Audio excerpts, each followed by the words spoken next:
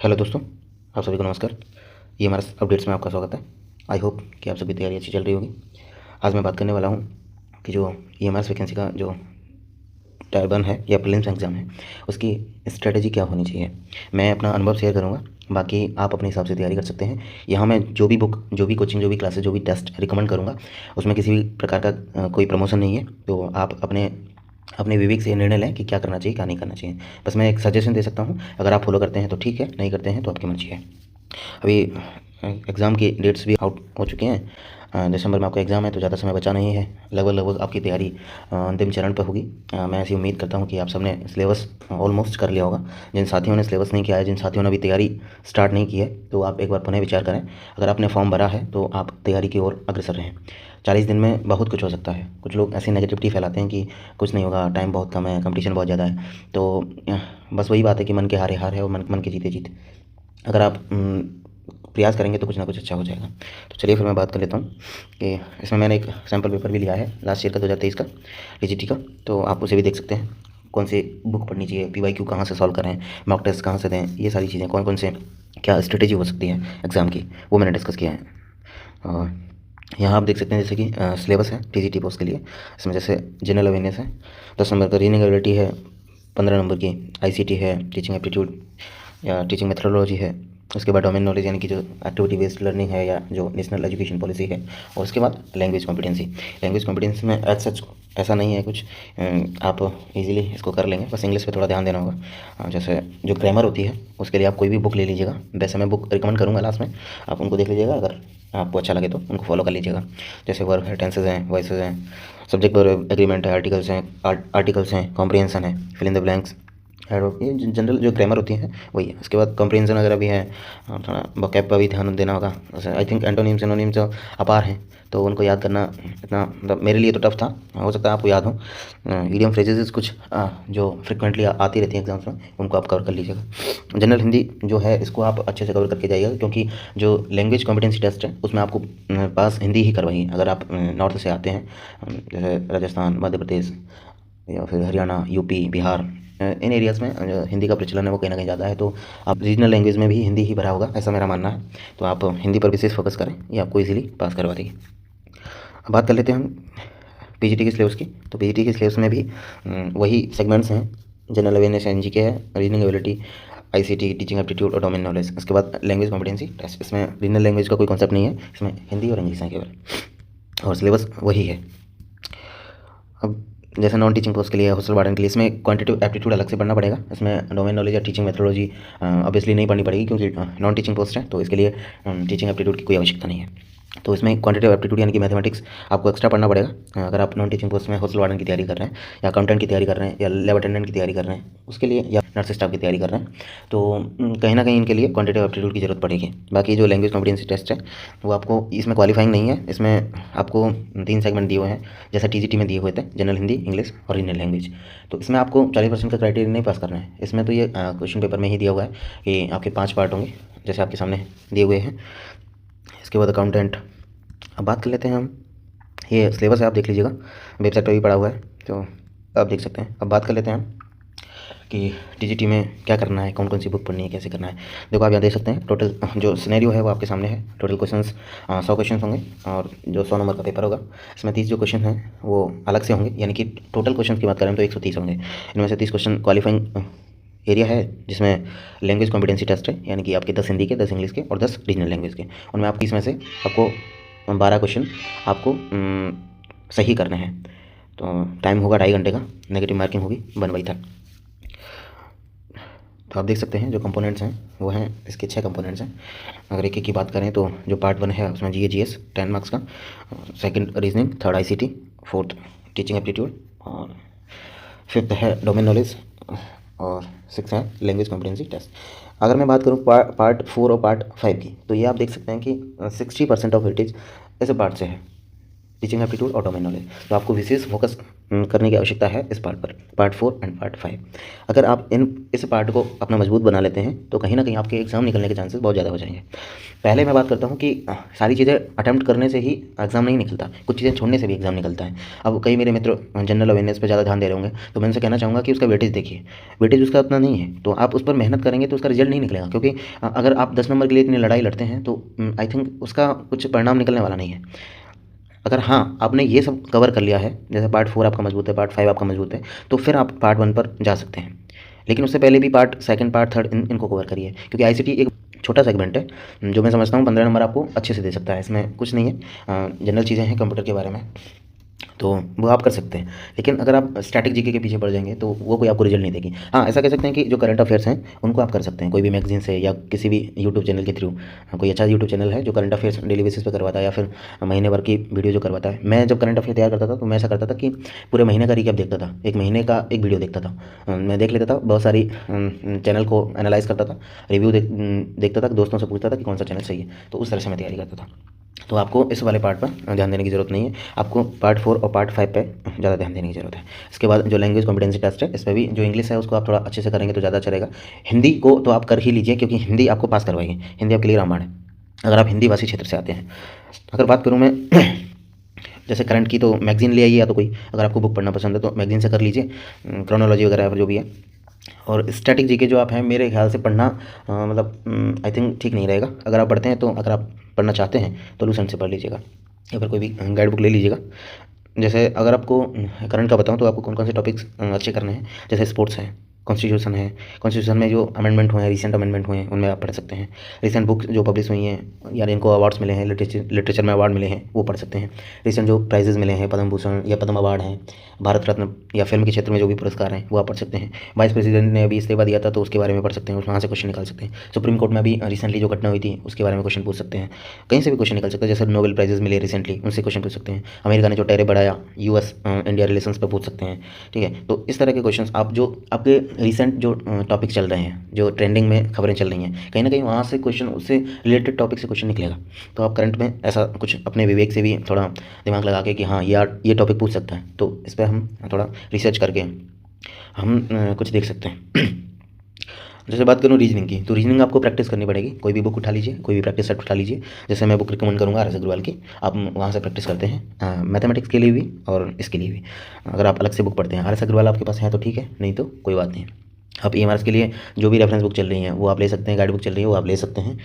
इसके बाद बात करूँ मैं ICT की, तो ICT में जो बुक, तो मैं क्या ही सजेस्ट करूँ, जैसे आर्यन वगैरह की बुक निकलती हैं, या फिर कई कोचिंग्स हैं वो आपको यूट्यूब पर फ्री में कोचिंग करवा रही हैं। जैसे एक शिल्पी मैडम है, शिल्पी द्विवेदी, वो ICT की तैयारी करवा रही हैं। कलाम अकेडमी है राजस्थान की, तो वो आपको ICT की वहाँ पर वीडियो पड़ी है, आप देख सकते हैं। एक उत्कृष्ट क्लासेस है राजस्थान की, तो आप वहाँ से तैयारी कर सकते हैं ICT की। उनके 30-35 वीडियो होंगी आई थिंक। अगर आप उनको अच्छे से कर लोगे, अच्छे से नोट्स बना लोगे, तो आपके जो ये पार्ट है ये कवर हो जाएगा। इसके बाद बात करें कि टीचिंग एप्टीट्यूड और जो डोमेन नॉलेज है, ये सब्जेक्ट स्पेसिफिक होता है, तो हर सब्जेक्ट के लिए अलग अलग होता है। बाकी इसमें सारी चीज़ें ज़्यादातर कॉमन होती हैं। ऐसा नहीं है कि जैसे मैथमेटिक्स के लिए अलग है, साइंस के लिए अलग है, हिंदी के लिए अलग है, इंग्लिश के लिए अलग है। हाँ, कुछ चीज़ें अलग होती हैं, लेकिन मोस्ट ऑफ चीज़ें जो है, मेथडोलॉजी है, वो कहीं ना कहीं सेम होती है। और जो डेवलपमेंट है, चाइल्ड डेवलपमेंट, वो कहीं ना कहीं सेम होता है। कॉग्निटिव स्किल्स डेवलपमेंट है, क्या क्या जो बाधाएं आ रही हैं बच्चे के पढ़ने में, क्या क्या उसको सपोर्ट कर रहा है, क्या मोटिवेशन होता है, ये सारी चीज़ें कहीं ना कहीं कॉमन होती हैं। सब्जेक्ट स्पेसिफिक भी कुछ चीज़ें होती हैं, जैसे एक्टिविटी बेस्ड लर्निंग है, उसमें आपको कहीं ना कहीं साइंस की अलग एक्टिविटी मिलेगी, मैथमेटिक्स की अलग मिलेगी, हिंदी की अलग, लैंग्वेज की अलग, सारी चीज़ें हैं। तो आप देख सकते हैं ये। अगर मैं पार्ट 6 की बात करूँ तो इसमें 10 क्वेश्चन आप देख सकते हैं। जैसे स्पेशल फोकस आपको करना है एक तो NEP पे, नेशनल एजुकेशन पॉलिसी, जो कि पार्ट 5 का हिस्सा है। 10 क्वेश्चन केवल NEP से आएंगे। तो NEP का एक डॉक्यूमेंट है, ऑफिशियल डॉक्यूमेंट है, आप वहाँ जा सकते हैं अगर आपको ऑथेंटिक चीज़ें चाहिए। बाकी मेरे मित्र हैं मोहित तिवारी, जो कि अभी राजस्थान में टीचर हैं, तो उनका एक चैनल है एजू बूस्टर अकेडमी, आप देख सकते हैं सामने। तो आप उन्होंने NEP का वीडियो डाला हुआ है, वो तैयारी करवा रहे हैं, तो आप वहाँ से NEP को कवर कर सकते हैं। उन्होंने ऑथेंटिक सोर्स यूज़ किया है, मैंने वो वीडियो देखा है, तो आप वहाँ, मैं रिकमेंड करूँगा कि आप वो कंटेंट फॉलो कर सकते हैं और आप उससे नोट्स बना सकते हैं। बाकी जो ये पार्ट 4 है, पार्ट 5 है, या फिर पूरा पेपर है, इसकी तैयारी करनी है आपको, तो अगर कोई रेफरेंस बुक आप लाना चाहो तो बुक अभी चल रही है यूथ कंपटीशन ऑफ टाइम्स की, तो वो आप ला सकते हैं। बाकी और बुक हैं कई कोचिंग इंस्टीट्यूट द्वारा निकाली गई हैं, जैसे अध्ययन मंत्रा है, एक मेरे पर्सनल फेवरेट है, रोहित वेदवंश, तो वहाँ से आप कवर कर सकते हैं। एक अड्डा 247 है, एक अरिहंत की बुक है काफ़ी सारी ये हमारे पे, तो वो आप ले लीजिए। या सबसे पहले आप यूथ कंपटीशन टाइम्स पे जाइए, क्योंकि उनका जो कंटेंट होता है कहीं ना कहीं अच्छा होता है। प्रैक्टिस बुक भी आ रही है इनकी, तो वो आप यूज़ कर सकते हैं। बात कर लेते हैं पीजीटी की। पीजीटी में टोटल नंबर क्वेश्चंस 100 हैं और प्लस 20 जो एलसीटी के हैं, लैंग्वेज कॉम्पिटेंसी टेस्ट, ये क्वालिफाइंग एरिया है। दूसरा जो इसका टाइम है वो 3 घंटे का है, उसमें 2-2.5 घंटे का था, लेकिन पीजीटी के लिए टाइम 3 घंटे का है। जो एग्जामिनेशन मोड है वो ऑफलाइन होगा, वो हमारा बेस्ड होगा। एग्जाम की डेट आपको पता ही है, 13, 14 और 21, इनमें से किसी में भी आ सकता है। अब बात कर लेते हैं कंपोनेंट्स पे, तो वही कंपोनेंट्स हैं same, general awareness, reasoning, ICT, TA, domain knowledge and language. तो इनका जो पार्ट 4 है, पार्ट 5 है, उनका जो वेटेज है वो कहीं ना कहीं ज़्यादा है, 60% है, तो आप इस पर विशेष फोकस कीजिए। अगर आपने ये अच्छे से कर लिया तो कहीं ना कहीं आपके एग्जाम निकलने की पॉसिबिलिटी बहुत ज़्यादा हो जाएगी। बजाय आप जनरल अवेयरनेस तैयार करने के इन पर फोकस कीजिए। रीजनिंग वगैरह इसकी प्रैक्टिस करते रहिए। आईसीटी की क्लासेस ले लीजिएगा, यूट्यूब से ले लीजिएगा, या फिर कोई एक बुक फॉलो कर लीजिएगा। और कंटेंट को ऐसा मत यूज़ कीजिएगा कि यहाँ से भी पढ़ लें, वहाँ से भी पढ़ लें, इधर से भी पढ़ लें, उधर से भी पढ़ लें, ऐसा नहीं करना है। एक ही कंटेंट को बार बार रिवाइज कीजिए, क्योंकि 10 किताबें अलग अलग पढ़ोगे, अलग अलग फैक्ट मिलेंगे, कन्फ्यूजन बढ़ेगा और खुद पर विश्वास नहीं रहेगा। तो आप जो भी कंटेंट फॉलो कर रहे हैं आप उस पर विश्वास करिए कि हाँ ये एग्ज़ाम के लिए इंपॉर्टेंट है और यहाँ से मैं क्वेश्चन सॉल्व करूँगा। तो ये देख लीजिएगा आप। बाकी बात करें हम स्ट्रैटेजी की, तो क्या करना है मैं आपको ये 3 चरणों में बांट के बताता हूँ। पहले कवरेज ऑफ सिलेबस, दूसरा रिवीजन और तीसरा सेल्फ असेसमेंट। किसी भी तैयारी के लिए असेसमेंट ज़रूरी होता है। जब हम तैयारी कर रहे होते हैं, डूबे होते हैं, तो परेशानी आती है कि हमें चेक करने वाला कोई नहीं होता।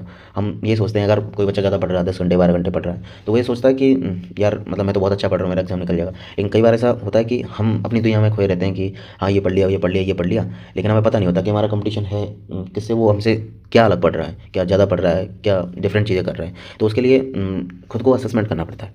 तो पहले अच्छे से सिलेबस को कवर करें, या तो किसी बुक के थ्रू, या फिर किसी यूट्यूब चैनल से, या किसी कोचिंग इंस्टीट्यूट से। जैसे मैं आपको इनके लिए 3 सेगमेंट बता देता हूँ कवरेज ऑफ सिलेबस के लिए। पहला है कोचिंग। आप एक कोचिंग इंस्टीट्यूट कोई भी, अगर मैं रिकमेंड नहीं करूँगा कि आप ज़रूर करिए कोचिंग, आप खुद से भी कर सकते हैं। अगर आपका बेसिक मजबूत है तो आपको कोचिंग करने की कोई आवश्यकता नहीं है। आप एक मेंटर को, एक इंस्टीट्यूट को फॉलो कर सकते हैं। जैसे मैं कुछ बता देता हूँ जो टीचिंग के लिए डेडिकेटेड है, जैसे अध्ययन मंत्रा है, टीचिंग वाला है, अड्डा 247 है, कलाम एकेडमी है, लेट्स लर्न है जो हिमांशी मैम चलाती हैं। तो आपका बेसिक अगर क्लियर नहीं है तो आप कोचिंग पर जाइए, मैं कहूँगा, क्योंकि कोचिंग आपको ये बताती है कि क्या नहीं पढ़ना है। कोचिंग करने के एज सच फ़ायदे मैं आपको गिनाऊँ होते हैं, लेकिन ये है कि अगर आप सेल्फ स्टडी करते हैं तब होते हैं। सेल्फ स्टडी के बिना कोचिंग का भी कोई मतलब नहीं है। तो अगर आपका बेसिक कमज़ोर है तो मैं कहूँगा कि कोई कोचिंग इंस्टीट्यूट जल्द से जल्द ज्वाइन कर लीजिए। 4-5 हज़ार रुपये में आजकल ऑनलाइन कोर्स मिल जाता है। आपको ऑफलाइन की बजाय ऑनलाइन कोर्स करना चाहिए। अगर आप पढ़ने के लिए डेडिकेटेड हैं तो आप घर पे या लाइब्रेरी में तैयारी कर सकते हैं। उसके लिए कोचिंग के लिए बाहर जाने की आवश्यकता नहीं है कि आप अपना टाइम, एनर्जी, मनी तीनों वेस्ट कर रहे हैं। कोचिंग जाते हैं, टाइम बर्बाद होता है, फिर वहाँ माहौल कैसा है, वो उससे डिस्ट्रैक्शन ज़्यादा होते हैं। तो आई थिंक जो ऑनलाइन है, आजकल सारी जो कोचिंग्स हैं ऑनलाइन आ गई हैं, तो ऑनलाइन आप तैयारी करेंगे तो बेहतर तैयारी होगी। दूसरी बात मैं करूँ बुक की, तो बुक से आप सेल्फ स्टडी करके भी बहुत अच्छी तैयारी कर सकते हैं, अपने सिलेबस को कवर कर सकते हैं। जैसे अगर आपके बेसिक्स क्लियर हैं तो थोड़ा बहुत बुक से एक बार सिलेबस को देख के टॉपिक वाइज टॉपिक हम करते जाएंगे, तो कोई भी बुक है वो कोई अच्छी दिशा में लेके जाएगी। जैसे मैंने आपको पहले भी बताया था, जो बुक है वो एक कंपाइल्ड वे में आपको बुक्स मिल रही हैं, जैसे टीजीटी, पीजीटी सबके लिए पोस्ट वाइज बुक मिल रही हैं, जैसे यूथ कंपटीशन टाइम की है, ये मैं सबसे पहले प्रेफर करूँगा अगर कोई आप गाइड बुक प्रेफर करते हैं तो। दूसरा है अरिहंत, तीसरा है 247 अध्ययन मंत्रा, और ये रीजनिंग वगैरह के लिए, मैथमेटिक्स के लिए RS अग्रवाल। तो ये बुक मैं आपको रिकमेंड करता हूँ, आप इनसे आप अपनी तैयारी को मजबूत कर सकते हैं। इसके अलावा आपके दिमाग में कोई भी बुक हो तो आप उसको प्रेफर कीजिए। मैं तो ये रिकमेंड करूँगा, मैं अपने हिसाब से करूँगा। बाकी ये कि आप अपने विवेक को इस्तेमाल करके तैयारी कीजिएगा। ये मेरी सजेशंस हैं, आप इनको माने ना माने ये आपकी मर्जी है। आपको फोकस किस पे करना है, जिस कंटेंट का वेटेज ज़्यादा है उस पर आप फोकस कीजिए। जैसे टीचिंग है, पेडागोजी, टीचिंग एप्टीट्यूड है, ICT है, रीजनिंग है, 90% यहीं से हो जाएगा। तो आपको जनरल अवेयरनेस को पढ़ने की आवश्यकता एज सच नहीं है। अगर मैं बात करूँ स्ट्रैटेजी की दूसरे चरण पे, रिवीजन। जो भी आपने पढ़ा है, बिना रिवीजन के कुछ नहीं होता। एक्चुअली ऐसा होता है कि हम पढ़ते जाते हैं तो पीछे का क्या है कि वो इतना याद नहीं रहता है। जो रिसेंट में पढ़ी हुई चीज़ें वो ज़्यादा याद रहती हैं। तो आप ये इंश्योर कीजिए कि आप जो पढ़ रहे हैं उसका रिवीजन हो, कम से कम 2 से 3 बार रिवाइज़ कीजिए अच्छे से। और आपने सिलेबस कर लिया होगा, I think most of students का सिलेबस हो गया होगा जो डेडिकेटेड होकर पढ़ाई कर रहे हैं, क्योंकि नोटिफिकेशन को आए हुए काफ़ी टाइम हो गया। अब बात आती है तीसरी, ये मुख्य है सेल्फ असेसमेंट। अगर आप सेल्फ असेसमेंट नहीं करेंगे तो आप पाएंगे कि आप तैयारी में बहुत पीछे हैं। सेल्फ असेसमेंट के लिए आप तीन चीज़ें कर सकते हैं, एक तो प्रैक्टिस सेट, दूसरा मॉक टेस्ट और तीसरा PYQ, और जो हाई यील्ड क्वेश्चन हैं, यानी कि जो रिपीटेड क्वेश्चन है, यानी कि जो बार बार हर एग्जाम में आपको देखने को मिलते हैं।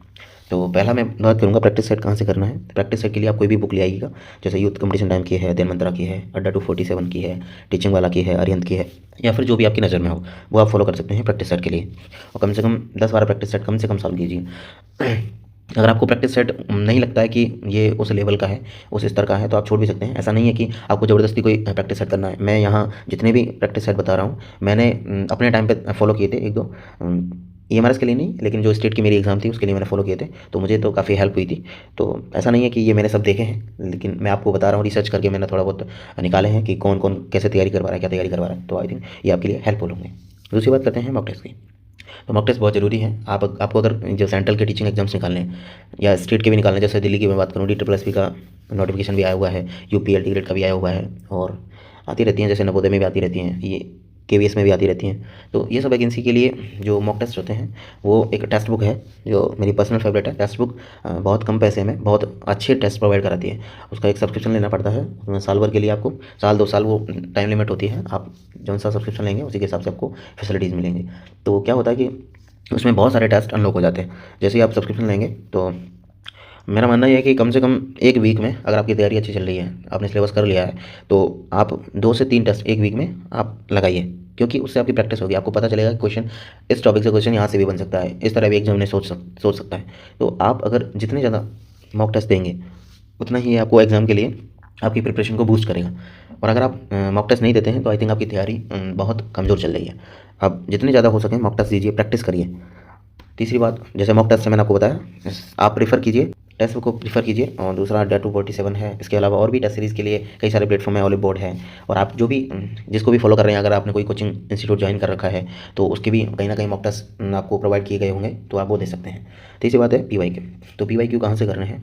देखो, जो EMRS का पेपर है वो कंडक्ट करा रहा है CBSE। तो CBSE के जितने भी पुराने पेपर्स हैं, जैसे CTET के जितने भी पुराने पेपर्स हैं, मैं कहूँगा आप उनको सॉल्व कीजिए ही कीजिए। अगर आप CBSE के पेपर फॉलो करेंगे तो कहीं ना कहीं आपको जो क्वेश्चंस हैं वो रिपीट देखने को मिलेंगे एग्जाम में।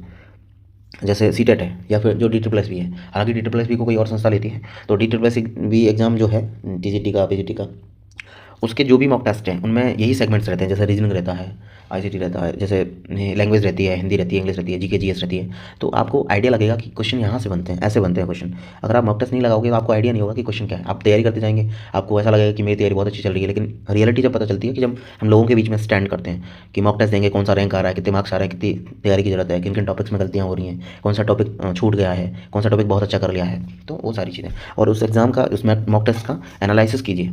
आपको एनालिसिस से पता चलेगा कि कहाँ कमी रह रही है।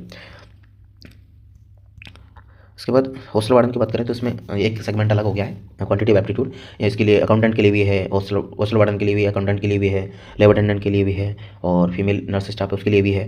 तो जो क्वांटिटेटिव एप्टीट्यूड है उसके लिए आप अगर बुक प्रेफर करना चाहें तो RS अग्रवाल कर लीजिएगा। बाकी यूथ कंपटीशन टाइम की बहुत सारी बुक चल रही हैं, आप उनको प्रीफर कर सकते हैं। इसमें भी आपको मैं कहना चाहूँगा GK और GS पर कोई ध्यान देने की ज़्यादा आवश्यकता नहीं है।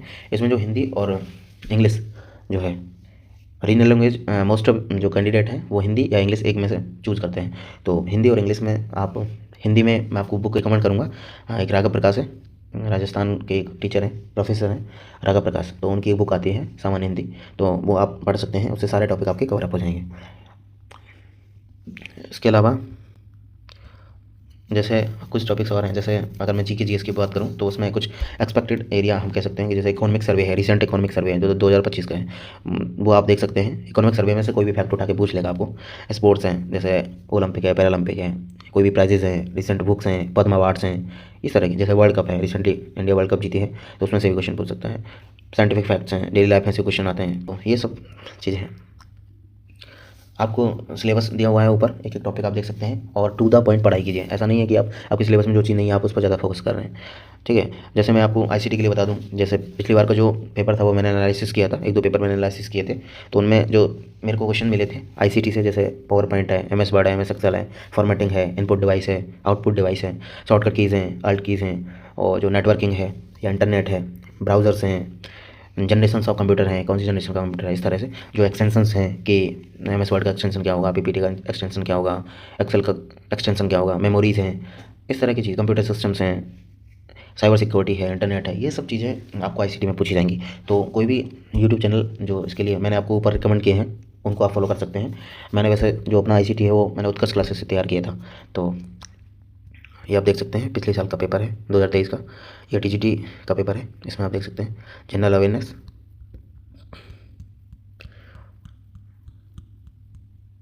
ये आपकी रीजनिंग एबिलिटी। आप वीडियो को पॉज करके भी देख सकते हैं, ये वीडियो लंबा हो जाएगा तो कोई फ़ायदा नहीं है। आप इसको मैं एक बार दिखा देता हूँ आपको। इसके बाद ICT, इसके बाद जो टीचिंग एप्टीट्यूड है, आप देख सकते हैं किस प्रकार के क्वेश्चन आते हैं, क्या अप्रोच रहता है CBSE का। ये आपकी इंग्लिश है, ये हिंदी में एक पैसेज आएगा, इंग्लिश में भी पैसेज आता है, तो उस पैसेज पर बेस्ड क्वेश्चन पूछे जाते हैं। ये जो रीजनल लैंग्वेज है मैंने हिंदी चुना था, और एक मेरे दोस्त हैं उन्होंने भी हिंदी चुना था, तो ये उनका पेपर है। तो आप देख सकते हैं ये इंग्लिश है, जो रीजनल लैंग्वेज है उसका थोड़ा लेवल हाई रहता है। तो आप यहाँ से, ये आपको सैम्पल पेपर मैंने डाल दिया है पिछले साल का, तो आप इस तरह से तैयारी कर सकते हैं, और उम्मीद करता हूँ आप इस बार सिलेक्ट हो जाएंगे। आप सबको ढेर सारी शुभकामनाएं। 40 दिन है एग्ज़ाम के लिए, तो आप लग जाइए, जी जान से तैयारी कीजिए, और जो भी बुक, जो भी कोचिंग्स, जो भी मॉक टेस्ट मैंने रिकमेंड किए हैं आप उनको फॉलो कर सकते हैं। सब ट्रस्टेड सोर्स हैं, तो ऐसा नहीं है कि मैंने कोई वैसे ही हवा में बातें की हूँ, आप उन पर रिलाई कर सकते हैं। तो ये थी आपकी स्ट्रेटजी, जो 40 दिन में आपको क्या क्या कैसे कैसे मैनेज करना है। आप अपने जो टाइम है तैयारी का उसको टाइम स्लॉट्स में डिवाइड कर दीजिए कि 40 दिन है तो 10-15 दिन में मेरे को ये करना है, 10-15 दिन में मेरे को ये करना है, और लास्ट के 10-15 दिनों में मेरे को ये करना है। अच्छे से सिलेबस को कवर कीजिए, उसका रिवीजन करिए और उसके टेस्ट लगाइए, तो इस तरह से आप सिलेक्शन की ज़्यादा करीब पहुँच पाएंगे। तो आई थिंक आपको ये वीडियो इन्फॉर्मेटिव लगी होगी, तो तैयारी करते रहिए और जुड़े रहिए ये हमारे अपडेट्स के साथ। ठीक है, धन्यवाद।